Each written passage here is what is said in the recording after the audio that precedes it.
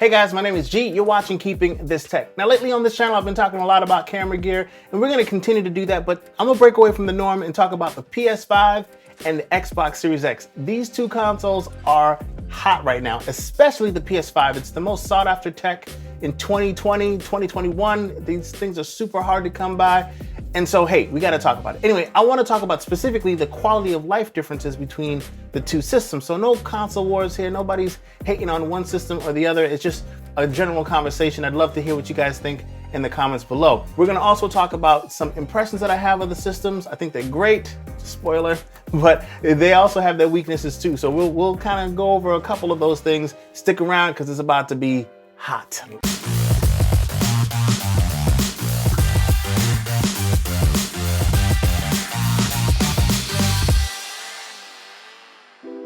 All right guys, so the PS5 and the Xbox Series X, both of these consoles are incredible. Man, they're so good. And they're so much better than their previous consoles, and especially at launch. I mean, you can arguably say that those consoles were outdated by the time they started shipping, whereas these consoles, a lot of consumers and gamers are gonna be able to grow into those systems.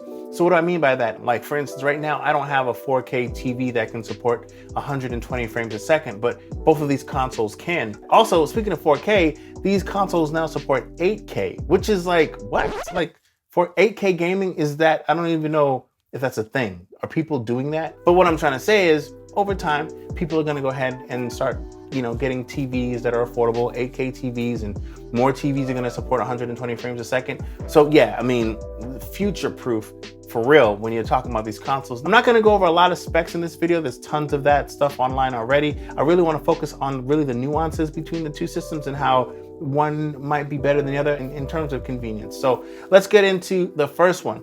The first one is about the storage. As soon as I heard about the capacity of both systems, the PlayStation having 825 gigs of storage and the Xbox having 1 terabyte, I started thinking, even before I got the consoles, what was I gonna do about storage? I found out, obviously, that you can use external hard drives to store your old games, and you can even play your old games, the Xbox One games and the PS4 games, off of the external drive. However, if you wanted to play the new games, the next-gen games for both systems, you would need to use their approved SSD storage, because the SSD has to be a certain spec in order to play the games the way that they've designed the systems.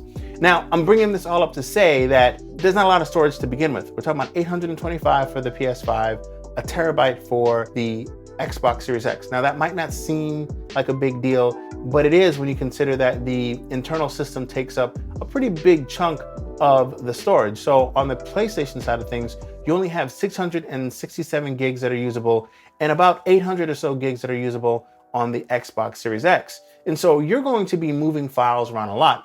And this is the first point of comparison between the two consoles. When you're transferring files around on the PS5, you can do nothing else but look at that status bar, that window that's moving your files back and forth. And I don't know why, but it seems to happen very slowly. I do have an SSD connected to my PS5, and it takes a long time to transfer over a PS4 game to that external storage. Whereas on the Xbox Series X, you're able to not only get out of that, manage window where you're transferring over the games, but you can launch another streaming app, another game even, a game that's not being transferred, obviously.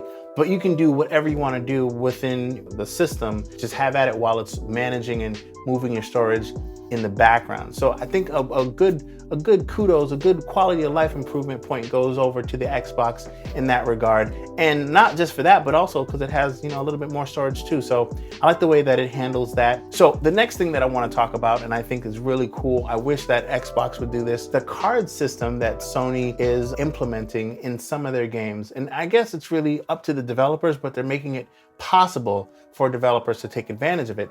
I love the card system. While playing Miles Morales, you'll see basically, a list of different trophies that you can get, but more so than that, different missions and side missions that you can jump into. And before you jump into them, it actually lays out, hey, how many XP you'll earn, how long the mission should take or could take, depending on the level that you have set for the game. And so you can really decide, hey, do I have enough time to jump into this real quick or not? I was going in and out of games so quickly, or missions I should say, so quickly. And I thought that was huge, because if you got a lot of stuff going on, you gotta be, I got 20 minutes.